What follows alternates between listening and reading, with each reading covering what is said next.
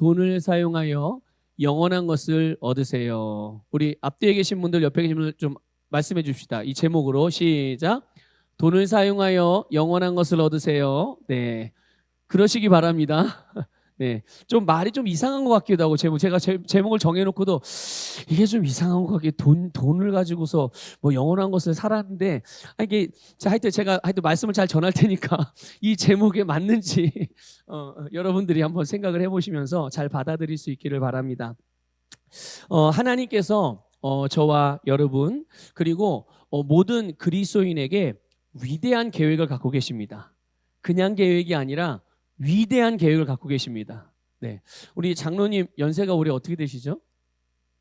예, 78이시고 78. 어우, 오래되셨네요. 다시 또 숫자로 말하니까 또 아주 실감이 납니다. 자, 그런데 78 되신 우리 장로님에게 여전히 하나님께서 위대한 계획을 갖고 계십니다. 믿습니까? 네, 여러분 이것을 믿으셔야 해요. 그러니까 하나님께서 나의 나이, 내가 가진 것의 어떤 그 분량 또는 내가 배운 지식의 어떤 그런 수준, 이런 것과 상관없이 하나님은 우리에게 위대한 계획을 갖고 계시다는 것을 믿으시길 바랍니다. 그리고 그 위대한 계획을 살아가고 있는 저와 여러분의 인생은 사람들과 세상의 기준에 따라 평가하는, 그들이 말하는 그런 말의 내용대로가 아니라 그런 인생을 살아가는 우리의 인생은 위대한 인생이라는 것을 아셔야 돼요. 장로님의 인생은 위대한 인생입니다. 몸이 좀 아프다고 하더라도 위대한 인생이에요. 우리 다른 분들도 마찬가지입니다. 여러분의 인생을 위대하다고 담대하게 말할 수 있는 것은 여러분 정말 위대한 어떤 일을 행해서 뭔가 성과를 냈기 때문이 아니에요. 하나님이 여러분에게 위대한 계획을 갖고 계시고 하나님은 여전히 지금도 그 계획 가운데로 여러분들의 인생을 그렇게 인도하고 계시기 때문에, 여러분이 그 길을 가고 있기 때문에 여러분들의 인생을 위대하다라고 담대하게 말할 수 있는 것입니다. 그래서 하나님은 우리의 삶에서 그 위대한 일들을 행하시는 분이세요. 그래서 우리가 하나님을 의지할 때 우리는 우리의 삶에서 위대한 하나님의 일들을 경험하게 될 줄 믿습니다. 하나님을 의지하십시오. 여러분의 인생에 남은 생애가 얼마 안 남았다고 하더라도, 내가 살아온 날보다 살아갈 날이 더 짧게 남았다고 할지라도 여러분 하나님을 의지하면 반드시 남은 삶 가운데서 놀라운 하나님의 일들을 경험하게 될 줄 믿습니다. 그 하나님을 의지하는 또 그 놀라운 경험들을, 위대한 인생을 경험하는 첫걸음이라고 한다면 그것이 바로 모든 것의 원천이며 주인이신 하나님을 믿는 것입니다. 모든 것의 주인이 누구라고요? 나에게 필요한 모든 것들을 공급하는 원천이 누구라고요? 하나님. 그리고 우리는 그 하나님의 자원을 맡은 청지기가 되는 겁니다. 저와 여러분은 주님의 것을 맡은 청지기라는 것을 믿으시기를 축복합니다. 자, 자녀들은 누구 겁니까? 부모님 겁니까? 혹시 그렇게 키우셨나요? 지금까지? 자녀들은 내 거지, 내 자식들이지. 네, 그렇게 말할 수도 있죠. 혈통적으로 보면. 그렇죠? 그런데 영적으로 보면 어떻습니까? 자녀들이 부모님의 소유입니까? 아니죠. 하나님께서 우리에게 맡겨주신 거예요. 그럼 여러분의 재정은요? 내가 피땀 흘려 벌었으니까 내 거죠. 그런가요? 아니요. 재정의 주인도 하나님이시고 하나님이 여러분의 것을 맡기신 겁니다. 그럼 여러분의 건강은요? 여러분에게 남아있는 힘, 에너지, 열정, 여러분의 가정, 여러분의 사랑하는 사람들, 모든 것들이 하나님이 주인이라는 것을 믿으시고 주인 되신 하나님께서 그 모든 것을 나에게 맡겨주신 것입니다. 우리는 그것을 맡은 청직이라는 것을 인식하고 살아가시기를 축복합니다. 여러분 한번 생각해 보세요. 하나님의 유산, 하나님의 소유, 하나님의 능력, 가만히 생각해 보세요. 혹시 하나님의 유산이 얼마나 되는지 혹시 가늠이 되십니까? 하나님의 소유가 얼마나 되는지 가늠이 되세요?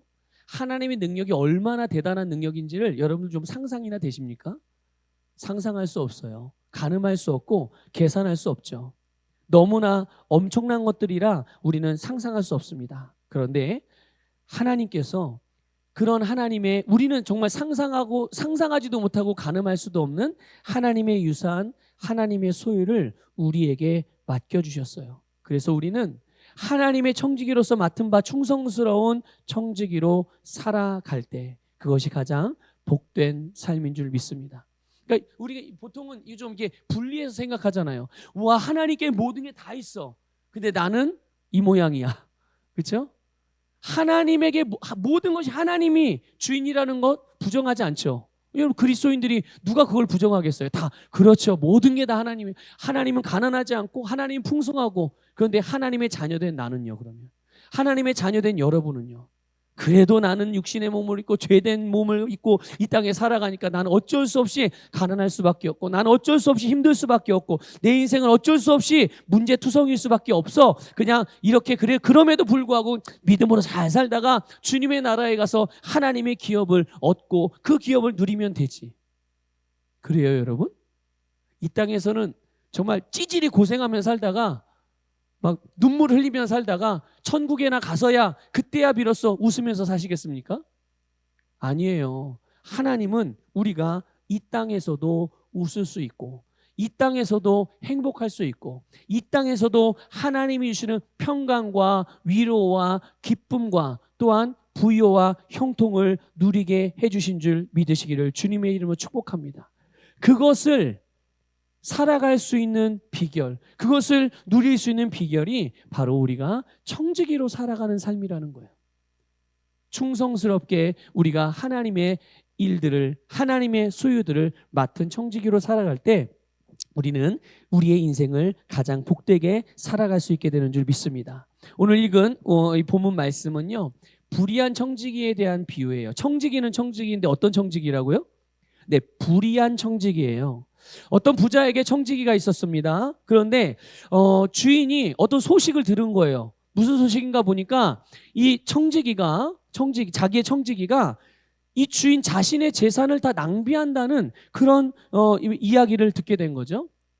주인이 근데 한 번 듣고서 결정한 건 아닐 거예요, 아마. 이제 여기 뭐 몇 번 들었다는 나오지 않지만 보니까 이 주인은 선한 주인이에요. 그렇기 때문에 그냥 한 번 그 자기의 청지기가 잘못했다는 것들을 듣고서 해고하려고 그러는 건 아니었을 거예요. 몇 번 아마 들었을 거라 생각이 되어져요. 근데 어쨌든 이제 이 주인이 청지기를 불렀습니다. 그래서 야, 네가 맡았던 나의 모든 소유에 대한 장부를 좀 정리를 해라 이랬어요. 그리고 나서 이제 너는 곧 이제 일을 그만하게 될 것이다. 이제 해고될 것을 이제 예고를 한 거죠. 이때 이 소식을 듣고 이 주인으로부터 이야기를 들은 이 불의한 청지기가 속으로 말하는 내용이 3절의 내용입니다. 속으로 뭐라고 말하냐면, 내가 무엇을 할까?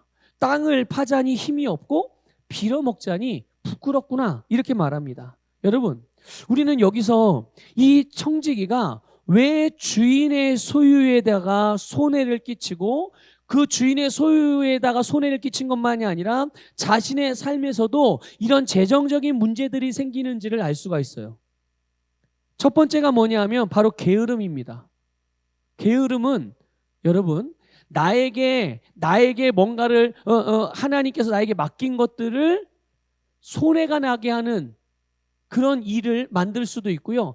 하나님께 우리에게 주신 아름다운 축복에 대하여 그것들을 관리하지 못하고 또 그것들로 인하여 오히려 궁핍하게 만드는 그런 일들을 나타내는 그런 원인이 될 수 있다는 것을 기억하십시오.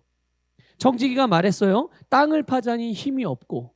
이게 무슨 말입니까? 땅을 파는 일은 사실 농사를 짓는 일을 말하는 거거든요. 근데 단지 농사를 짓는 일만 말하는 게 아니에요. 여러분, 농사를 짓는 일의 특징이 뭡니까? 농부가 농사를 지을 때 규칙적인 노동이 필요합니다. 그냥 내가 하고 싶을 때 가서 땅 파고 내가 하고 싶을 때 가서 씨 뿌려가지고는 여러분 절대로 추수할 것을 거둘 수 없어요. 규칙적으로 필요할 때마다 노동이 필요한 거고요. 또 결과를 얻기 위해서는 씨를 딱 심으면 바로 그 다음날 싹이 나고 열매가 맺어집니까? 추수하는 걸 거둡니까? 아니죠. 일정한 시간이 필요한 거예요. 열매를 맺기까지 규칙적이고 일정한 시간과 노동이 필요한 것이죠. 그런데 이 청지기는 그 일을 하고 싶지 않다고 말하는 겁니다. 규칙적으로 일하는 거 싫다는 거예요. 자기가 힘들어서 노동하는 거 싫다는 거예요. 여러분, 재정적으로 문제를 가진 사람들 중에는 이 게으름이 원인인 경우가 굉장히 많아요. 규칙적으로 성실하게 일을 해서 수입을 얻으려고 하지 않고요. 그냥 뭔가 문제가 딱 닥치면 급하게 그것만 일단은 해결하려고 하고, 또 쉬운 해결책을 찾아서 수입을 얻으려고 하는 마음으로 자기의 재정을 다루는 사람들이 있습니다. 노력은 없이 그냥 돈을 얻고 싶어 하는 거예요. 그러나 여러분, 재정에 대한 이런 태도는 여러분 바른 것이 아니라는 것을 기억하십시오. 게다가 여러분, 청지기가 주인의 재산을 낭비하고 주인의 재산에 손해를 끼치는 경우가 어떤 경우일까요? 만약에 이 청지기가 주인의 것을 더 증가시키기 위해서, 더 부유하게 하기 위해서 그것을 주인의 것을 가져다가 뭔가를 투자를 한다든지, 아니 뭔가 일을 한다든지, 사업을 한다든지 이랬다가 손해가 났다면 주인이 이 청지기를 내쫓을까요? 아니죠. 아니에요. 결코 그렇지 않습니다. 주인을 위해서 하려고 하다가 일어난 실수에 대해서 주인은 그 잘못에 대한 그 어떤 원치 않았던 결과에 대한 책임을 묻지 않습니다. 예. 그런데 지금 주인의 소유에 손해가 난 거예요. 뭐 다른 이유겠습니까? 아주 단순하게 생각해 보세요. 왜 주인의 재정에 손해를 끼쳤는가? 주인 것을 가지고 자기가 하고 싶은 대로 다 썼기 때문에 그런 거예요. 자기가 가지고 싶은 거 다 사고, 자기가 쓰고 싶은 대로 다 쓰고, 자기가 그냥 하여튼 주인의 것을 가지고 자기가 하고 싶은 대로 다 썼기 때문에 주인의 소유에 문제가 생기게 된 거죠. 그뿐만이 아니라 이 청지기는 주인의 일을 보면서 주인의 일을 보면서 그에게 삭시 있었을 거예요. 그렇죠? 아무 노동의 대가도 없이 주인이 그러면 그거 말도 안 되는 얘기죠. 그런데 자기에게 주어지는 이 청지기의 월급을 제대로 관리하지 않은 겁니다. 자기의 수입보다 지출이 훨씬 더 많았을 거란 말이죠. 이렇게 되면 당연히 재정에 문제가 생겨요, 안 생겨요? 예, 당연히 문제가 생길 수밖에. 아니, 버는 것보다 쓰는 게 더 많은데요. 그게 어떻게 재정의 증가가 일어날 수 있겠어요? 증가가 아니라 유지도 안 됩니다. 유지도. 오히려 살면 살수록 어떻게 돼요? 계속 손해만 나고 빚만 질 수밖에 없는 거예요. 이게 재정에 문제가 생기는 첫 번째 이유 중에 하나. 또 하나, 재정에 문제가 생기는 두 번째 이유는요, 교만입니다. 기본 바탕은 교만, 그리고 그 교만이 이제 거짓됨으로 나타나는 거예요. 거짓말, 거짓됨. 스스로도 속고 그러다 보니까 다른 것도 속이게 되고, 이게 그 재정적으로 문제가 생기는 두 번째 이유인 거예요. 청지기가 말합니다. 빌어먹자니 부끄럽구나. 자, 부끄러워할 줄 알아요. 그렇죠? 남들에게 도움을 좀 도와달라고 말하는 게 부끄럽다는 걸 압니다. 그러니까 자기가 창피하다 이거예요. 그리고 나서 자기 입장에서 볼 때 아주 좋은 생각이 떠오른 거예요. 아, 이러면 되겠다. 근데 그 생각이 어떤 생각이었습니까? 자기 주인에게 빚진 사람들을 찾아가서 그 빚진 내역을 그 뭐라고 표현하는 거예요? 조작을 하는 건데 하여튼 그렇게 하는 생각이, 좋은 아이디어가 떠오르는 거예요. 자, 보세요. 자기가 다른 사람들의 도움을 얻고자 도움을 요청하는 일에는 부끄러워할 줄 아는데 주인을 속여서 주인의 재산을 횡령하고 주인의 재산을 훔치는 거에 대해서는 부끄러워할 줄 모릅니다. 그렇죠? 남들에게 도와달라고 정직하고 또 있는 그대로 도움을 요청하는 일이 부끄러운 일이에요. 누군가를 속이고 거짓말하고 남의 것들 자기 것처럼 막 그렇게 횡령하는 게 부끄러운 일이에요. 두 번째 경우가 진짜 부끄러운 일이죠. 자신이 구걸하는 것은 부끄럽게 여기면서 주인을 속이는 일, 그리고 주인의 걸 횡령하고 훔치는 일 전혀 부끄러워하지 않아요. 근데 그 내용이 5절, 오늘 본문 5절, 7절에 나오죠. 자기 주인에게 빚진 자들 찾아다니면서 그들의 빚을 제 마음대로 감해주는 거예요. 이거 결국 어떤 일을 하는 겁니까? 주인의 돈을 가지고 채무자들에게, 눈에 보이는 건 아니지만, 실물의 돈을 준 건 아니지만 자기 마음대로 채무자의 빚을 줄여주는 거잖아요. 그렇죠? 돈을 준 거나 다름없는 거죠. 자기 돈도 아니고 주인의 돈을 가지고.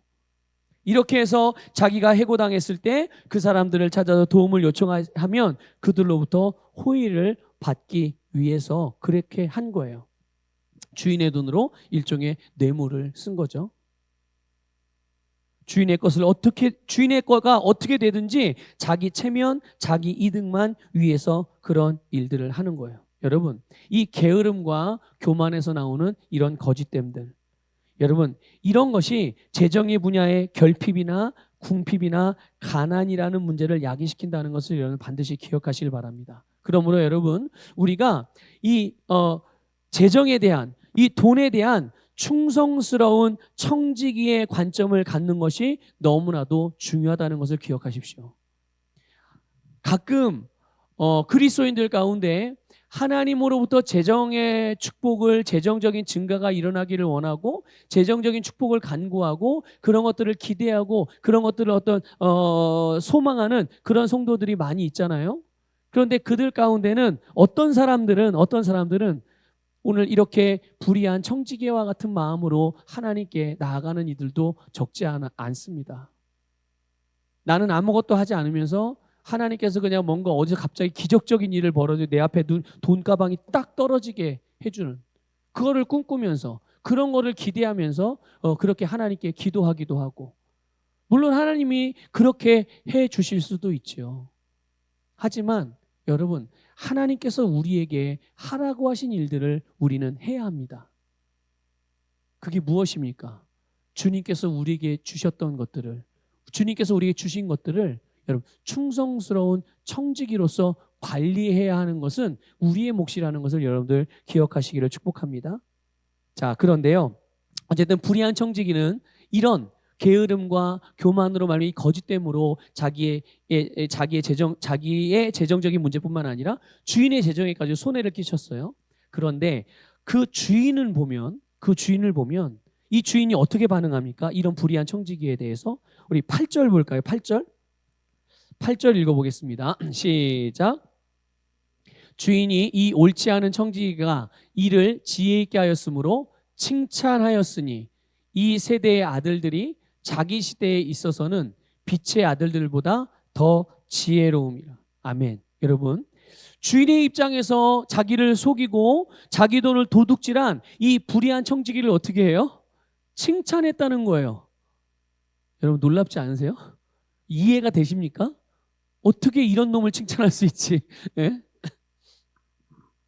오늘 우리는 여기서 두 가지를 깨닫게 돼요. 하나는 뭐냐면 이 주인이 돈에 대한 이해, 이 주인이 돈이라는 것을 어떻게 이해하고 있는가. 두 번째, 이 돈으로 무엇을 해야 하는지에 대한 거예요. 이 돈을 가지고 뭘 해야 되는지. 여러분 먼저 보면 주인은 이 돈을 하나의 도구로 이해했다는 것을 여러분 기억하시길 바랍니다. 자, 돈은 뭐라고요? 도구라는 거예요. 도구 그 이상도 그 이하도 아니라는 것을 여러분 아셔야 돼요. 어떤 도구입니까? 나에게 있어서 더 중요한 것을 얻기 위해 지불할 수 있는 도구인 거예요. 더 좋은 것을 얻기 위해 지불할 수 있는 도구. 이게 돈이라는 거죠. 여러분, 우리를 진정으로 부요하게 하는 것은 돈이 아니에요. 우리를 진짜로 부요하게 하는 것은 하나님의 축복과 은혜라는 것을 믿으시기를 축복합니다. 이거를 꼭 믿으셔야 돼요. 그리고 이걸 알아야 되고 이게 여러분의 심령 안에 분명하게 계시가 되어져야 돼요. 돈 자체가 우리를 부유하게 만드는 게 아니라고요. 돈 자체가 우리의 행복을 주는 게 아니에요. 부유함이 또는 행복이 더 돈보다 크기 때문에 돈을 주고 내가 원하는 더 아름다운 것들을 얻을 수 있다면 기꺼이 돈을 지불하고도 그것을 내가 얻을 수 있게 하는 그런 도구가 바로 돈이라는 것을 기억하시길 바랍니다. 그래서 여러분, 돈이나 재산은 하나님의 은혜가 우리의 눈에 보이게 나타나는 것들 중에 아주 일부라는 거예요. 그러나 부요는 어떻습니까? 부요함은 하나님께서 주신 은혜의 열매라는 것을 기억하십시오. 하나님이 주신 은혜의 열매인 거예요. 우리 창세기 12장 2절 한번 볼까요? 창세기 12장 2절 읽겠습니다. 시작. 내가 너로 큰 민족을 이루고 내게 복을 주어 내 이름을 창대하게 하리니 너는 복이 될지라. 아멘. 아멘. 하나님께서 아브라함을 부르시면서 아브라함에게 하신 말씀이에요. 여러분, 아브라함이 부유해요, 가난해요? 부유하죠. 아브라함은 굉장히 부유했던 사람입니다. 그런데 그의 부유함이 어디로부터 온 것일까요? 그가 열심히 일하고 노력해서 얻어낸 것일까요? 아니요. 그는 열심히 노력하고 애써서 돈은 많이 모았을 수 있어요. 그러나 진정한 부요는 하나님께서 그에게 주신 은혜, 호의 때문이었다는 것을 믿으시길 바랍니다. 그래서 하나님이 말씀하시죠. 내게 복을 주어. 하나님이 아브라함에게 복을 주어서 그 하나님이 복의 열매로 하나가 나타난 것이 아브라함의 가축들, 재산들이 증가되는 겁니다. 믿습니까? 예. 하나님이 복을 주신 거예요. 그래서 아브라함이 부유하게 된 거죠. 아브라함은 그래서 하나님이 주신 복으로 말미암아 나타나게 된 그런 여러 가지 자산들을 잘 관리해서 계속 그것이 어떻게 됐어요? 증가되어졌어요. 그래서 그것이 필요할 때마다, 자기가 봤을 때 필요가 있을 때마다, 필요가 보일 때마다 그것을 조카에게도 나눠주기도 하고 또 이방 왕에게 나눠주기도 하고, 심지어 이방 왕이 자기의 군대, 이 아브라함이 자기 집안에 길리웠던 그런 군사들을 데리고 어느 나라, 다른 나라가 전쟁하는데 거기에 파병을 보냅니다. 그리고 나서 승리하고 돌아와요. 그러면 뭔가를 얻어 가져와야 될 거 아니에요. 그렇죠? 그런데 아브라함은 얻어오지 않아요. 예. 다 그냥 주고 옵니다. 아니, 얼마나 부유하면 그럴 수가 있죠? 얼마나 부유하면? 그게 하나님이 주신 복입니다. 하나님이 주신 복인 거예요. 그래서 하나님께서는 우리에게 이렇게 하나님의 여러 가지 자원들을 맡겨주심으로 우리를 청지기로 삼으셨다는 것을 기억하십시오. 돈만 맡겨주신 게 아니에요. 하나님이 우리에게 가정도 맡겨주셨고, 일도 맡겨주셨고, 직업도 맡겨주셨고, 자녀도 맡겨주셨고, 사명도 맡겨주셨고, 우리가 살아가는 삶 자체가 하나님께서 우리에게 맡겨주신 삶이라는 것을 믿으시길 바랍니다. 그런데 여러분, 하나님께서 우리에게 여러 가지 모양의 자원들을 맡겨주셨잖아요. 그런데 진짜 자산은 그게 아니에요. 진짜 자산은 뭐냐? 바로 부와 재물을 생산하게 하시는 하나님의 축복과 은혜인 줄 믿습니다. 그러면 여러분, 우리는 그리스도인들은 돈을 모으고 재산을 축적하는 일도 중요하겠지만 이런 일에만 집중하다가 원천이 되시는 주인이 되신 하나님을, 그분의 축복과 은혜를 절대로 잊어버리는 일이 없어야 될 줄 믿습니다. 없어야 돼요. 신명기 8장 18절을 말씀합니다. 같이 읽어보겠습니다. 시작. 내 하나님 여호와를 기억하라. 그가 내게 재물 얻을 능력을 주셨습니다. 이같이 하심은 내 조상들에게 맹세하신 언약을 오늘과 같이 이루려 하심이니라. 아멘. 여러분, 우리의 형통의 원천이 하나님이세요. 그리고 하나님께서 우리에게 재물이 아니라 재물을 얻을 수 있는 능력을 주신 줄 믿습니다. 하나님께서 우리가 하는 일에, 여러분이 하는 일들에 기름 부음을 주셔서 그 일에 탁월하게 하시고 그 일이 잘 되고 형통하게 해 주신다는 것을 믿으시기를 축복합니다. 설령 내가 어떤 능력이 좀 부족하고 내게 어떤 육체적인 또 자연적인 한계가 있을 수도 있죠. 그러나 그럼에도 불구하고 하나님께서 성령의 능력으로, 하나님의 은혜로 정말 주님과 같이 내가 맡은 일, 내가 충성스럽게 신실하게 하나님께서 하라고 하신 그 일들을 해 나갈 때마다 거기에 탁월한 하나님의 기름 부음을 통하여 그 일이 완성되게 하신다는 것을 기억하십시오. 그러니까 여러분, 혹시라도 여러분들이 하고자 하는 일, 여러분들이 감당하고자 하는 사명, 하나님께 여러분에 맡겨준 그런 일들 가운데서 뭔가 내가 원하는 대로 잘 발휘가 되지 않거나 어떤 한계에 부딪혔거나 뭔가 더 진보하기를 원하는 그런 부분들이 있다면 우리의 연약함이나 우리의 부족함이나 어떤 상황의 어떠함에 초점을 맞추지 마시고 나를 탁월하게 하시는 주님께 집중하여 그분의 능력으로 그 모든 일들을 감당해 나가시기를 주님의 이름으로 축복합니다. 그러면 거기에 내가 할 수 없다고 여겼던, 나의 수준으로는 이것들을 감당할 수 없다고 여겼던 그 일들의 열매를 보게 될 줄 믿습니다. 하나님이 여러분을 통해서 일하시는 거예요. 하나님이 여러분을 통해서 여러분의 삶에 하나님께서 여러분에게 맡겨주신 그 모든 일들을 다 해낼 수 있도록 기름 부어주신다는 것을 믿으시기를 축복합니다. 그래서 여러분, 돈은, 재정은 우리를 향한 하나님의 계획이 이루어지고 그 부르심을 완성하는 도구라는 사실을 기억하십시오. 그 자체가 형통이 아니라는 것 또한 우리는 알아야 됩니다. 돈이 많다는 것이 형통한 것이 아니라는 것을 아셔야 돼요. 돈이 있다는 것, 재정이 많다는 것이 곧 형통과 동일시 되어지는 것이 아니라는 것을 깨달으시기를 바랍니다.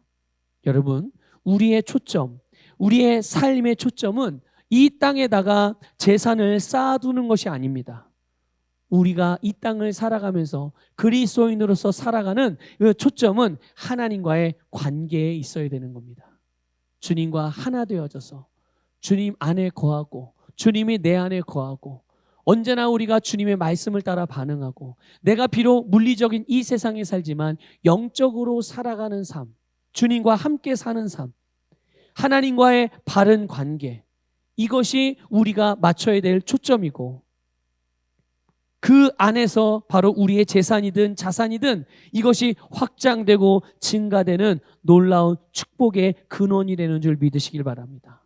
그래서 여러분, 우리의 삶에 임한 이 하나님의 축복과 은혜는 그 어떤 것으로도 값을 매길 수 없을 만큼 중요한 거예요. 하나님의 축복과 은혜, 이게 우리의 진짜 자산인 겁니다. 절대로 이것을 놓치지 마십시오. 돈을 쫓다가, 자산을 쫓다가, 세상의 성공을 쫓다가 하나님의 축복, 시작은 하나님의 축복과 은혜로 시작했다가 어느 순간에 한참 걷다 보니까, 한참 뛰다 보니까, 한참 시간이 지나고 보니까 내게 남아있는 것, 돈은 많이 남아있고 세상의 명예도 어느 정도 주어지고 정말 살만하긴 했는데 하나님의 축복과 은혜가 내 기억 저편에 잊어버리고 살아가는 그리스도인들도 많습니다. 그런데 여러분, 진짜 자산은 바로 하나님의 축복과 하나님의 은혜인 줄 믿으시기를 축복합니다. 자, 보세요. 오늘 본문에 나온 이 주인, 정말 재정적으로 자기 자산에 수많은 손해를 봤어요. 자기 소유를 맡았던 청지기에게 속았어요. 그럼에도 불구하고 돈에 대한 이러한 이해, 어떠한 이해라고 그랬죠? 그 돈은 도구일 뿐이지 목적이 아니라는 것을 이 주인은 너무나도 명확하게 알고 있던 거죠. 수단으로 이해하고 있었던 거예요. 도구로 이해하고 있었던 거예요. 그러니까 자기의 자산에 대해서, 재산에 대해서 손해가 났음에도 불구하고 자기가 속았음에도 불구하고 거기에 대하여 분노하지도 않고요, 당황하지도 않습니다. 여러분, 대부분의 사람들은 재정적으로 어려움을 겪을 때 굉장히 불안해하죠. 저도 예외는 아닙니다. 저도 마찬가지예요. 그리고 걱정하기도 하고 초조해하기도 합니다. 그러나 여러분, 우리가 돈을 의지하지 않고 그 원천이 되시는 주님을 의지하면 우리는 흔들리지 않는다는 겁니다. 믿습니까? 여러분, 실험해 보세요. 시험해 보지 마시고 실험해 보세요. 예. 내가 만일 재정적인 어떤 그런 필요가 있어서 긴박한 상황이 있을 때, 아니면 어떤 중요한 필요들이 있을 때 마음이 불안하고 혹시라도 초조해지는 상황이 벌어진다면 여러분, 주님을 바라보시기를 바랍니다. 주님을 의지해 보시기를 바랍니다. 은행에서 대출이 나올까 안 나올까 이런 거 의지하지 마시고, 예? 누가 나에게 도움을 줄까 안 줄까 이런 거 의지하지 마시고, 어디서 돈을 좀 구해볼 수 있는 방도가 없나 이런 것 때문에 밤새지 마시고 주님을 의지해 보십시오. 그러면 불안했던 마음들이, 초조했던 마음들이 어느새 사그라지고 주님이 주시는 위로와 평강이 우리 심령 안에 가득하게 되고 거기에서 바른 주님의 인도를 받을 수가 있어요. 이것을 경험할 수 있기를 주님의 이름으로 축복합니다. 그래서 우리는 어떠한 순간에서도 하나님을 의지할 때 담대하게 살아갈 수가 있는 거예요. 다시 한번 강조해서 말씀을 드리면 우리의 진짜 재산, 우리의 진짜 자산은 하나님의 축복과 은혜라는 것을 믿으시길 바랍니다. 자, 이제 또 이 주인의 두 번째 반응을 통해서 두 번째로 깨닫게 되는 게 있어요. 돈으로 뭘 해야 되나? 돈을 가지고 과연 진짜 뭘 해야 되는 것인가? 이 주인이요, 불의한 청지기를 칭찬을 했어요. 이 청지기의 잘못된 행동이에요. 그렇죠? 분명히 이 청지기는 잘못된 행동을 한 겁니다. 그런데 이 주인이 이 불의한 청지기를 칭찬했어요. 그런데 여러분, 이 불의한 청지기를 칭찬한 주인의 칭찬이 뭘 칭찬했는지를 정확하게 아셔야 돼요. 아, 그래도 머리를 잘 굴려서 이렇게 그냥 하여튼 일을 잘 처리했구나, 이런 거를 칭찬한 게 아닙니다. 이 청지기가, 이 불의한 청지기가 돈을 가지고서, 돈을 사용해서 자기의 미래에 영향을 줄 수 있다는 것을 알았다는 사실이에요. 돈을 사용해서 뭘 알았다고요? 내 미래를 바꿀 수 있구나, 돈을 사용해서 내 미래를 달라지게 만들 수 있구나라는 것을 이 불의한 청지기임에도 불구하고 그걸 알았던 겁니다. 그리고 그래서 이 불의한 청지기가 주인의 돈을 가지고, 어쨌든 주인의 돈을 가지고 맛있는 거 사 먹을 수도 있고 집도 살 수 있고 뭔가 다 할 수 있겠지만, 그런데 쓰지 않고 그거를 뇌물로 사용해서 자기의 미래를 준비했다는 거예요. 이거를 칭찬한 겁니다. 이거를 칭찬한 거예요. 이 불의한 청지기가 주인의 것을 제 마음대로 쓰고 자기의 위기를 모면하기 위해서 기지를 발휘했다, 이거를 칭찬한 게 아니라 돈을 사용해서 자기의 미래를 바꿀 수 있는 이 비밀을 알았다는, 이것을 칭찬한 거예요. 지금까지는 이 불의한 청지기가 자기의 돈뿐만 아니라 주인의 것까지도 다 낭비하고 욕심을 따라서 그때그때 기분에 따라서 그렇게 사용해 왔지만, 이제 자기가 정말 이제 인생의 위기가 왔는데, 이제 큰일 났는데, 그렇죠?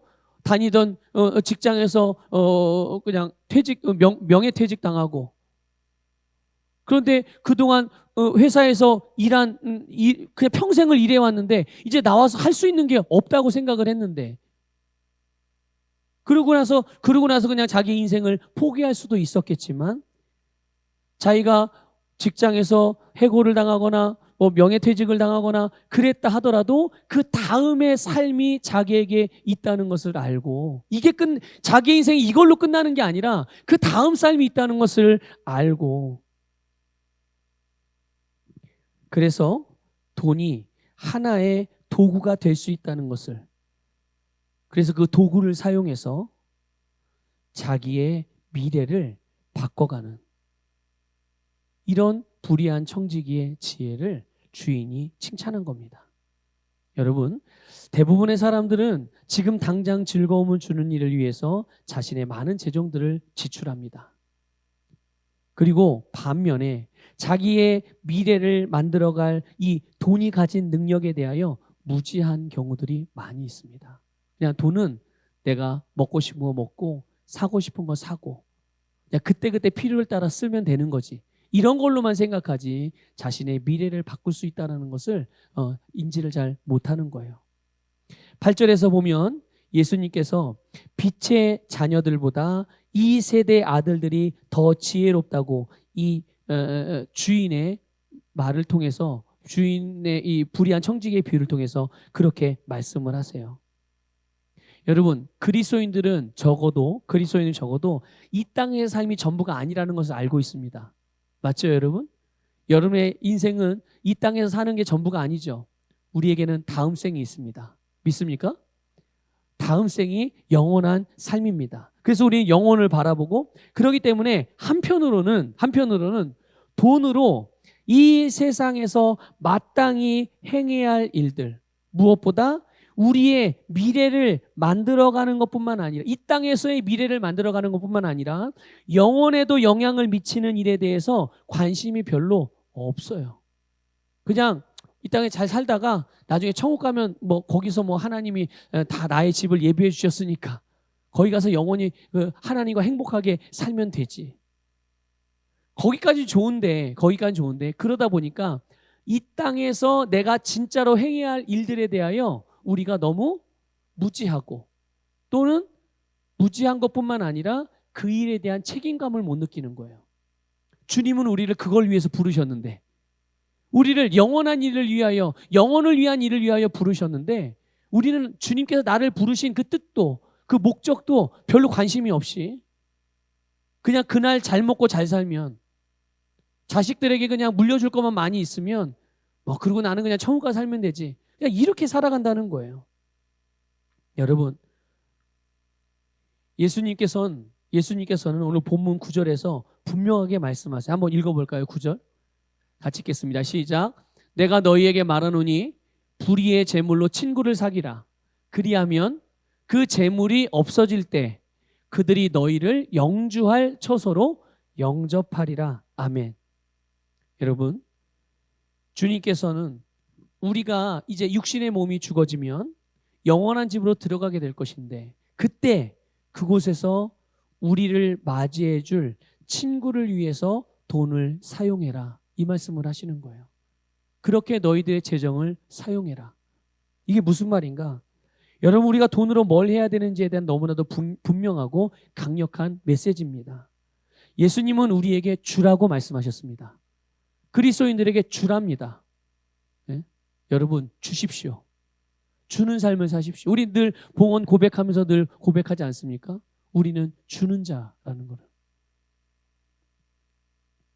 우리가 주는 일을 통해서, 그러니까 재정을 모으기만 한다든지 자기만을 위해 사용하는 것이 아니라 이것을 주님의 말씀을 따라 바르게 사용하는 것을 통하여서 다른 사람들의 삶에 정말 수많은 영향을 줄 수 있다는 것을 기억하십시오. 이 땅에서 살아가는 그들의 삶에만 영향을 주는 게 아닙니다.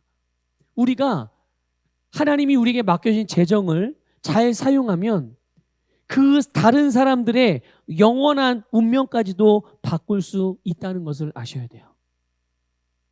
그렇게 될 때 우리가 주는 이런 섬김, 다른 사람들에게 나눠주고 다른 사람을 위하여, 주님을 위하여 재정을 사용하는 그런 섬김으로 인해서 도움을 받았던 사람들이 천국에서 우리를 기쁘게 맞이해 준다는 거예요. 이 말씀이 좀 이해가 되십니까? 영주할 처소라는 말은 영원한 하나님의 나라라는 거예요. 그 하나님의 나라에서 우리가 주는 섬김을 통해서, 주님의 말씀을 따라서 하나님께 나에게 맡긴 재정을 사용해서 그들을 위해서 쓰는 거죠. 우리가 그 재정을 쓸 때 그들 가운데는, 그 도움을 받은 어떤 이들은 그들의 영원한 운명이 바뀐다는 거예요. 그들도 영원한 하나님의 나라를 소유하게 되고, 그들이 우리보다 먼저 하나님 나라에 갔을 때 그들이 우리를 기쁨으로 맞이하게 된다는 것을 말씀해주고 있다는 것을 기억하십시오. 그래서 우리는 직접적으로 사람들에게 주는 것을 통해서 영향을 끼칠 수도 있고, 또는 영혼 구원이나 삶의 문제들로부터 구원을 위한 그런 사역에 헌금을 드리면서 다른 사람들에게 영향을 끼칠 수도 있어요. 여러분, 돈은 일시적인 거죠. 우리가 죽을 때 돈 가져갑니까? 가져갈 수 없어요. 네. 돈은 일시적인 거예요. 그리고 결국은 주님께서 이 땅에 다시 오시면 이 땅에 있는 돈은 어떻게 될까요? 어떻게 될까요? 다 불타 없어집니다. 돈만 없어지나요? 아니요. 이 땅에 물질이라고 하는 모든 것은 다 불타서 없어집니다. 3차원적인 모든 것은 다 사라지게 되는 거예요. 그런데 다른 사람들의 삶에 하나님이 우리에게 맡겨주신 재정을 통해서 그들에게 재정을 사용함으로 멸망하거나 실패할 수밖에 없었던 그들의 인생이 영원한 생명을 얻는데 너무나도 중요한 역할을 할 수 있는 거죠. 뭐가요? 돈이요. 그래서 여러분, 우리는 돈을 가지고 영원한 것을 얻을 수 있다는 것을 여러분들 깨달으시길 바랍니다. 돈은 없어지는 거잖아요. 그렇죠? 돈은 사라지는 겁니다. 그러나 그것을 복음을 위해서 사용함으로 다른 사람들의 영원한 운명에 영향을 줄 때 영원히 없어지지 않는 것으로 바꿀 수가 있는 겁니다. 돈은 없어지는 거지만 그 없어지는 것들을 사용해서 영원히 없어지지 않는 영혼을 얻게 된다는 거고요. 그래서 여러분, 돈을 가장 잘 사용하는 방향은 어떤 방향일까요? 장차 없어질 것을 위해 사용하는 게 아닙니다. 영원히 남을 것을 위해서, 다른 사람들의 삶에 복음으로 영향을 주는데 사용함으로 영원한 열매를 위해서 심는 것, 이것이 하나님이 저와 여러분, 우리 모든 그리스도인들에게 맡겨진 재정을 가장 효과적이고 바르게 사용할 수 있는 방향이라는 것을 기억하시길 바랍니다. 여러분, 천국에서 여러분이 이제 천국에 올라가요. 이제 천국에 가면 여러분을 기쁘게 막 환대하면서 맞이해 줄 수 있는 분이 주님만 있는 것이 아닙니다. 이것을 꼭 기억하십시오. 여러분을 우와, 우리 김대한 장로님 오셨구나. 네? 우리 김 목사가 왔구나. 네? 이럴 때 주님이 우리를 두 팔 벌리고 환영해 주는 것 너무 감사한 일이죠. 주님만 계신 게 아니라니까요. 누가 또 우리를 환영할까요?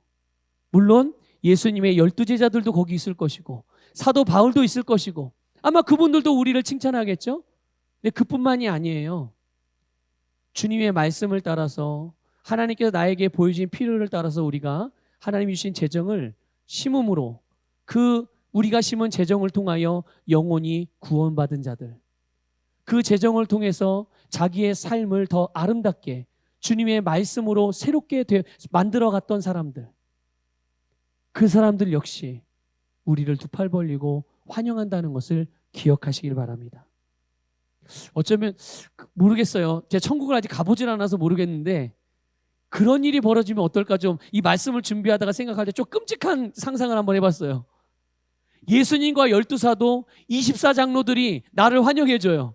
그런데 그 외에 단 한 사람도 나를 아는 사람이 없어.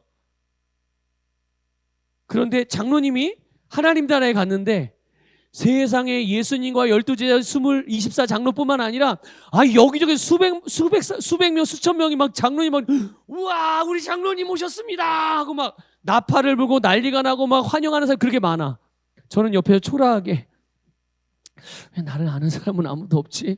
이럴까 봐. 천국에서 그럴 일이 벌어질지 아닐지는 잘 모르겠습니다. 근데 그런 상상을 한번 해본 거죠. 이 말씀을 준비하다가 끔찍하더라고요.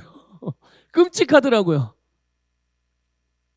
여러분, 여러분의 면류관, 여러분의 영원한 상급을 결정하는 열매들, 여러 가지 것을 통해서 그 열매들을 맺을 수 있겠고 그 면류관을 주님으로도 받을 수 있겠지만 그 중에 중요한 부분이 하나님께서 여러분에게 맡겨주신 여러분의 재정을 통해서, 또 여러분의 재정뿐만이겠습니까?